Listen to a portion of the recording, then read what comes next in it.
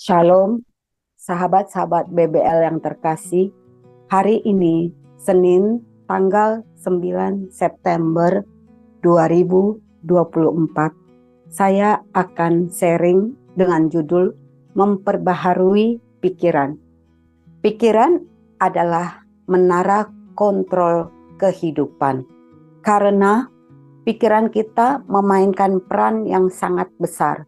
Penting bagi kita untuk menjaga hal-hal yang masuk ke dalam pikiran kita.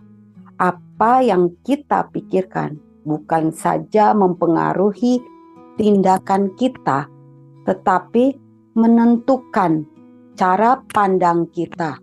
Pikiran kita sering dapat terungkap dalam ekspresi wajah atau tindakan kita. Dan akhirnya menentukan pilihan apa yang kita tabur, itu yang kita tuai. Jika kita menabur pikiran kita, akan menuai tindakan. Jika kita menabur karakter, akan menuai karakter. Kitalah yang memilih cetakannya. Roma pasal 12 ayat 2. Janganlah kamu menjadi serupa dengan dunia ini. Ayat ini memberitahukan dan mengingatkan kita untuk harus berbeda dengan orang-orang yang tidak percaya. Sebab seperti yang dipikirkan seseorang dalam hatinya, demikianlah dia. Tetapi berubahlah oleh pembaharuan pikiranmu. Artinya, pikiran kita perlu berubah atau perlu ada renovasi atau perlu pemugaran sehingga kita dapat membedakan manakah yaitu kehendak Allah, yang kedua apa yang baik, dan yang ketiga yang berkenan kepada Allah, yang keempat menjadi sempurna. Inilah bagian kita orang yang percaya. Maka sudah seharusnya kita mengalami pembaharuan pikiran, yaitu kesadaran seseorang terhadap kebenaran sehingga terbangun pemahaman akan arti hidup yang benar. Orang percaya harus mengalami pembaharuan pikiran seperti pikiran Kristus dan berproses secara kontinu, artinya hari lepas hari kepada firman Tuhan melalui tuntunan Roh Kudus, sehingga mengerti kehendak Allah, apa yang baik dan yang berkenan kepada Allah dan sempurna. Tetapi jika kita memikirkan hal yang sama dengan apa yang dipikirkan dunia, artinya kita memakai cetakan atau gambar dunia dan sudah tentu mendapatkan hasil yang sama seperti dunia. Dengan tetap menjaga pikiran kita kepada Tuhan melalui benih firman, maka kita dapat membedakan manakah kehendak Allah, apa yang baik, yang berkenan kepada Allah, dan yang sempurna. Di kitab 1 Petrus pasal 1 ayat 23 dikatakan, dilahirkan dari benih yang tidak fana oleh firman Allah yang hidup dan kekal. Jadi benih firman Allah adalah siklus benih yang mengalami pertumbuhan di mana menghasilkan buah, lalu kembali lagi menghasilkan benih. Demikian kerajaan Allah juga seperti benih. Benih harus kita tanam untuk mendapatkan hasil-hasil kerajaan Allah, yaitu firman Tuhan. Kita harus menabur firman. Firman Tuhan menunjukkan pada kita cara Allah berpikir. Firman memperbaharui pikiran kita dan meruntuhkan rintangan-rintangan yang menghalangi kita dari menerima dengan cara cuma-cuma semua yang Kristus bayar bagi kita.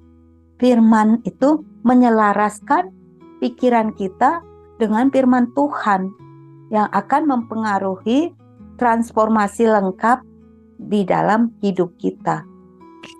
Merenungkan firman akan membuat cara berpikir kita berbeda dari dunia. Orang-orang Kristen seharusnya berbeda dari orang-orang yang tidak percaya. Kita seharusnya sudah tidak bereaksi terhadap ketakutan, karena kita adalah orang yang mengenal dan percaya Yesus. Kita hidup secara rohani. Perbedaan antara kita dengan orang yang tidak percaya seharusnya bisa terlihat jelas oleh semua orang, karena kita dituang di dalam cetakan Kristus. Efesus pasal 2 ayat 10. Allah menciptakan kita di dalam Yesus Kristus untuk melakukan pekerjaan-pekerjaan baik. Nah, di mana cara kita menghadapi permasalahan, di mana bagaimana kita yang sehat menolak sakit penyakit dan lainnya akan terlihat berbeda, karena kita sudah mentransformasi diri kita sendiri dengan memperbaharui pikiran kita, dengan cara mengalihkan pandangan kita dari pikiran dunia dan mengadopsi cara berpikir Allah. Filipi pasal 4 ayat 8 dikatakan firman Tuhan, jadi akhirnya saudara-saudara, 1. Semua yang benar, 2. Semua yang mulia, 3. Semua yang adil, 4. Semua yang suci, 5. Semua yang manis, 6. Semua yang sedap didengar, 7. Semua yang disebut kebajikan dan patut dipuji, pikirkanlah semuanya itu.